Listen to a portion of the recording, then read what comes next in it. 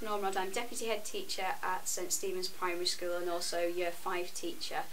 We did, with our Year 4s and Year 5s, 2 days of work related to ShelterBox and particularly to Haiti. We began on the first day by having all the children in the hall, and we explored the whole idea of what a disaster was, what sort of things happened, what would people need, and we did a variety of role plays, getting the children really to empathise with what it was like to lose your home and what impacts it would have. We used some of your ShelterBox materials to explore some of the photographs, so we made these over here, which are talking photographs. We asked the children in groups to look at the photograph and imagine what the person in the photograph might be saying, and create sort of a spoken piece where they'd start off quietly and get louder and louder. And we had some of these in school, which allowed us to record the children actually performing their pieces with the photographs, so that they'd have sort of a living memory of what that experience was like.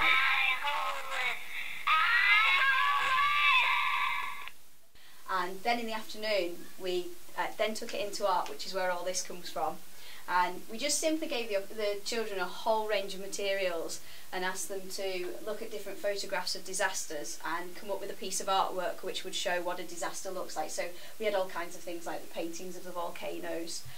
Some people went for sort of more meteorological things, so we've got this lovely hurricane flying across over here. Other children sort of went more abstract, so we had things like the monster and seeing disaster as being kind of a monster attacking the country. And they all went for ideas in different ways, and we explained to them we were going to tear it all up and put it together so it would look as if a disaster had happened. We have a very arty teacher, Mrs Ainscough-Wright, and her idea was that we'd tear it all up and put it back together almost like a disaster. And then we also asked the children each to make one of these little characters on here, which went with the day the ground shook, which ended with "and we'll all hold hands together," and that's what we did. So we asked the children to do that, to sort of show them holding hands with the people who were going through disasters by raising money for ShelterBox.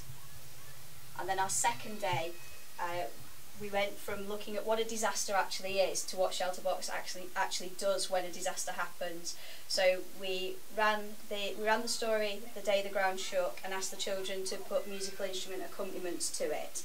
And then we put them in a situation where they were working for ShelterBox, and they were given a whole range of items and asked, what would you put in the box and why?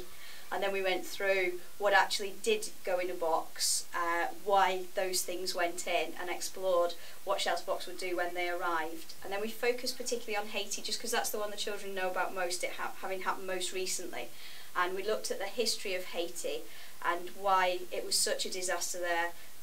We looked at how they were very strong people because they were first to be released from slavery, but also the fact that their housing was so poorly built meant that this disaster was much bigger than it would have been anywhere else. So we showed the children photographs of what happened, looked at the history of Haiti, and then got them to think about why ShelterBox was so much needed in Haiti.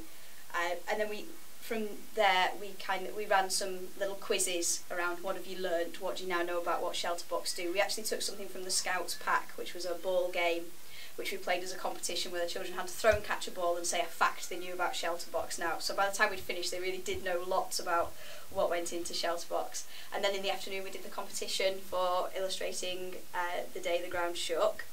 And on Friday we did some writing.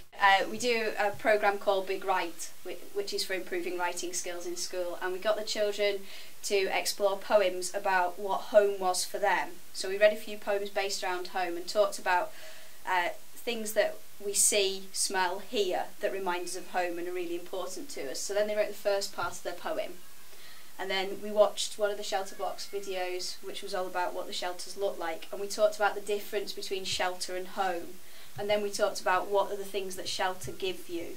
So what we ended up with were a sort of dual poem. The first part's very, very personal, and then the second part's about what's essential to everybody, and we were making that contrast between these shelters were temporary and they provided certain things that people needed, and then we looked at the emotional things that people needed from home and how ShelterBox is working to rebuild communities.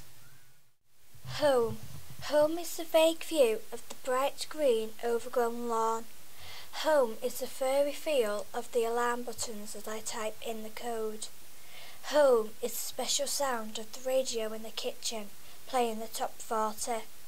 Home is the tender touch of my knife and fork at the dinner table. Home is the speechless scent of the jasmine air freshener in the living room. Shelter. Shelter is the place to rest my head after a busy day. Shelter is the place where succulent meals are cooked. Shelter is a place where I can drink after the busy day is done. Shelter is the place where I am protected from the conflict around me. Shelter is the place for shade when the sun is hot.